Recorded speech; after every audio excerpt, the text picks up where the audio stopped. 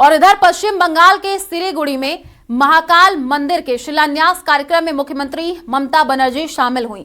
इस मौके पर उन्होंने कहा कि दार्जिलिंग जिले के सिलीगुड़ी में बनने वाला महाकाल मंदिर करीब 2 साल में तैयार हो जाएगा। मुख्यमंत्री ने बताया कि 17.41 एकड़ में फैले इस मंदिर परिसर में 216 फीट ऊंची शिव प्रतिमा स्थापित की जाएगी, जो राज्य की सबसे बड़ी शिव प्रतिमा होगी। मंदिर परिसर में एक कन्वेंशन सेंटर भी बनाया जाएगा। ममता बनर्जी ने कहा कि प्रोजेक्ट के लिए जमीन पहले ही चिन्हित कर ली गई है और निर्माण के लिए टेंडर भी जारी कर दिए गए हैं। शिलान्यास समारोह के बाद निर्माण कार्य शुरू होने की उम्मीद है। महाकाल मंदिर प्रोजेक्ट बंगाल सरकार की हाल की धार्मिक इंफ्रास्ट्रक्चर पहलों का हिस्सा है, जिसमें दीघा का जगन्नाथ मंदिर और न्यू टाउन का दुर्गा आंगन प्रोजेक्ट भी शामिल है।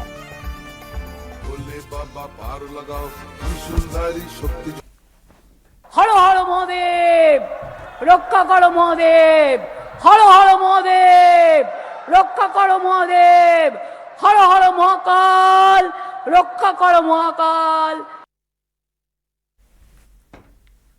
और वहीं इंदौर में दूषित पानी पीने से करीब 24 लोगों की मौत के बाद आज राहुल गांधी पहुंचे, जहां उन्होंने मरीजों से मुलाकात की है। करीब 15 मिनट तक राहुल गांधी अस्पताल में रहे, जिसके बाद भागीरथपुरा में पीड़ित परिवारों से राहुल गांधी ने मुलाकात की है। राहुल के इसी दौरे को लेकर के अब सियासत भी तेज हो गई है।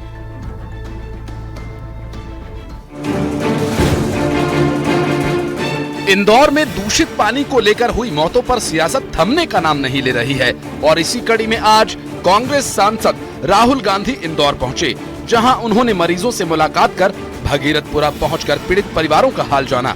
इस दौरान उनके साथ कांग्रेस के कई नेता भी मौजूद रहे। दूषित पानी से जान गंवाने वालों के घर राहुल गांधी पैदल पहुंचे। राहुल गांधी ने पीड़ित परिवारों को सांत्वना दी और कहा कि ये घटना बेहद दुखद है और इसकी जिम्मेदारी तय की जानी चाहिए। अलग अलग शहरों में यही हो रहा है। जो सरकार की जिम्मेदारी है, साफ पानी, कम पोल्यूशन, ये सब जिम्मेदारी सरकार नहीं निभा रही है। और यहां पे जिन लोगों ने ये करवाया है, कोई तो जिम्मेदार होगा, सरकार में कोई तो जिम्मेदार होगा जिसने यहां पे मतलब ये काम करवाया है। तो कोई ना कोई रिस्पॉन्सिबिलिटी तो सरकार को लेनी चाहिए और इनको जो कॉम्पेंसेशन मिलना है, जो इन्होंने इलाज करवाया है, जो सरकार की लापरवाही से हुआ है, तो उसके लिए कॉम्पेंसेशन, इनकी मदद तो पूरी करनी चाहिए। इधर राहुल गांधी के दौरे से पहले ही बीजेपी कांग्रेस पर हमलावर है। पहले सीएम डॉक्टर मोहन यादव ने निशाना साधते हुए कहा और राहुल गांधी को आपदा के दौरान राजनीति न करने की नसीहत दी कि राहुल गांधी को माफी मांगना चाहिए। इधर कैबिनेट मंत्री कैलाश विजयवर्गीय ने भी राहुल गांधी के दौरे पर निशाना साधा। भी राहुल जी आए तो हम उनका स्वागत करते हैं, पर हमेशा वो पर्यटक बन के जाते हैं, कहीं अभी आपदा पर्यटक बनकर आए हैं। फोटो खींचेगा, उसके बाद चले जाएंगे। बाकी विकास तो हमको ही करना है इंदौर का। तो वहीं राहुल ने अपने इंदौर दौरे को लेकर सफाई देते हुए कहा कि मैं विपक्ष का नेता हूं, यहां लोगों की मदद करने आया हूं, ये मेरी जिम्मेदारी बनती है। राजनीति नहीं है, यहाँ पे मैं विपक्ष का नेता हूं, यहाँ पे लोगों की मृत्यु हुई है, यहाँ पे लोगों को साफ पानी नहीं मिल रहा है। मैं इनका मुद्दा उठाने आया हूं, उनकी मदद करने आया हूं। इसमें कोई गलत काम नहीं है, मेरा काम है। बता दें कि इंदौर के भागीरथपुरा इलाके में हाल ही में उल्टी और दस्त की गंभीर समस्या फैल गई थी, जिसे पानी के दूषित होने से जोड़ा जा रहा है। इस घटना में दर्जनों लोग बीमार हुए और कई की मौत हो गई, जिसको लेकर प्रदेश से लेकर देश तक में सियासत का पारा हाई है। इंदौर से न्यूज़ 18 के लिए मिथिलेश गुप्ता की रिपोर्ट।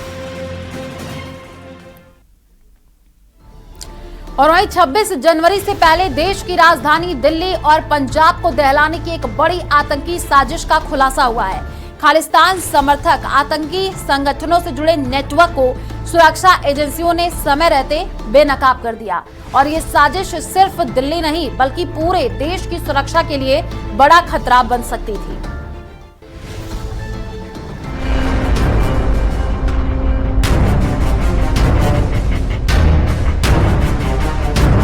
गणतंत्र दिवस से ठीक पहले सुरक्षा एजेंसियों को जो इनपुट मिले, उन्होंने पूरे सिस्टम को अलर्ट पर ला दिया।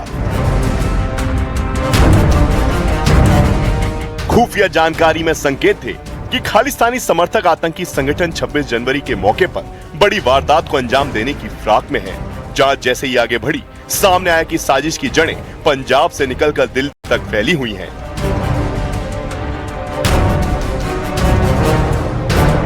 मकसद था राष्ट्रीय पर्व के दौरान हमले कर दहशत फैलाना और देश का माहौल बिगाड़ना। इसके बाद स्टेज स्पेशल ऑपरेशन सेल और काउंटर इंटेलिजेंस ने मिलकर एक सुनियोजित ऑपरेशन शुरू किया, जिसके बाद मोहाली स्टेट स्पेशल सेल ने BKI और KCF से जुड़े 3 संदिग्धों को गिरफ्तार किया। 2 गिरफ्तारी पंजाब से हुई, जबकि मास्टरमाइंड को जम्मू कश्मीर से गिरफ्तार किया गया। जांच में दावा किया जा रहा है कि तीनों संदिग्ध एक सुनियोजित आतंकी साजिश पर काम कर रहे थे। इनके निशाने पर थे पंजाब शिवसेना के दफ्तर, हिंदू संगठन और शिवसेना के बड़े नेता, पंजाब की सरकारी इमारतें और ऐसे करीब 10 लोग जिन्हें पहले से सुरक्षा मिली हुई है। साजिश के तहत इन ठिकानों पर हैंड ग्रेनेड हमले की योजना बनाई गई थी। पुलिस के मुताबिक गिरफ्तार तीनों आरोपी पाकिस्तान और यूके में बैठे खालिस्तानी आतंकी हैप्पी पासिया उर्फ रिंदा और कुलवंत सिंह उर्फ कांता उर्फ मान सिंह के निर्देश पर काम कर रहे थे। जांच में इस बात का भी खुलासा हुआ है कि सोशल मीडिया के जरिए युवाओं की भर्ती की जा रही थी और खालिस्तानी आतंकवाद के नेटवर्क को आगे बढ़ाया जा रहा था। जिस सोशल मीडिया नेटवर्क का जिक्र हुआ, वही इस पूरी साजिश की सबसे बड़ी कड़ी बनकर सामने आया। न्यूज 18 इंडिया पर अब उन 3 चेहरों को देखिए जो 26 जनवरी से पहले देश का माहौल बिगाड़ने की तैयारी में थे। कुलदीप सिंह, अवतार सिंह और करणवीर। जांच में सामने आया कि पंजाब से गिरफ्तार 2 संदिग्धों की पूछताछ के दौरान दिल्ली कनेक्शन का खुलासा हुआ। ये तीनों आरोपी बब्बर खालसा इंटरनेशनल और खालिस्तानी कमांडो फोर्स के लिए काम कर रहे थे। इनके निशाने पर सिर्फ पंजाब ही नहीं बल्कि दिल्ली की सरकारी इमारतें और प्रमुख लोग भी थे। हथियारों की बरामदगी के बाद ये साफ हो गया है कि पूरी साजिश विदेश में बैठे हैंडलरों के निर्देश पर रची जा रही थी। 26 जनवरी के दिन दिल्ली को इसलिए चुना गया क्योंकि इस दिन का प्रतीकात्मक और सुरक्षा महत्व सबसे ज्यादा होता है। जिस खतरे की ओर इशारा किया गया, उसकी परतें अब एक एक कर खुल रही हैं। अब सिलसिलेवार तरीके समझिए बब्बर खालसा इंटरनेशनल और खालिस्तानी कमांडो फोर्स की उस साजिश का पूरा कच्चा चिट्ठा जो 26 जनवरी से पहले रची गई थी। दरअसल मोहाली की स्टेज स्पेशल ऑपरेशन सेल ने जब खुफिया इनपुट के आधार पर काम शुरू किया तो सामने आया कि BKI और KCF पंजाब में हैंड ग्रेनेड हमलों के जरिए माहौल बिगाड़ने की तैयारी कर रहे हैं। इसी इनपुट पर SSOC और काउंटर इंटेलिजेंस लुधियाना ने साझा कार्रवाई करते हुए 2 आरोपियों को गिरफ्तार किया, जो विदेशी हैंडलों के इशारों पर टारगेट किलिंग और रेकी में जुटे थे। हथियारों की बरामदगी के बाद जांच आगे बढ़ी तो नेटवर्क की जड़ें जम्मू कश्मीर तक पहुंची, जहां से मास्टरमाइंड कुलदीप सिंह की गिरफ्तारी ने इस साजिश का बड़ा खुलासा कर दिया। पंजाब पुलिस के मुताबिक इस पूरे नेटवर्क का अहम चेहरा कुलदीप सिंह उर्फ काला था, जो दिखने में एक साधारण किसान था, लेकिन भीतर ही भीतर खालिस्तानी आतंक की बड़ी कड़ी बन चुका था। हरियाणा के सफीदों का रहने वाला कुलदीप सिंह सोशल मीडिया के जरिए KCF के लिए काम कर रहा था। कुलदीप इंस्टाग्राम और व्हाट्सएप ग्रुप के जरिए युवाओं की पहचान करता, उन्हें कट्टरपंथी विचारधारा से जोड़ता और फिर विदेशी हैंडलरों तक उनकी जानकारी पहुंचाता था। 20 से 25 दिनों में ग्रुप डिलीट करना होता था, रेकी वीडियो साझा करना होता था और टारगेट तय करना उसको टास्क दिया गया था। जांच में उसके मोबाइल से बरामद सामग्री ने साफ कर दिया है कि 26 जनवरी से पहले देश की सुरक्षा के लिए यह साजिश कितनी बड़ी और खतरनाक थी।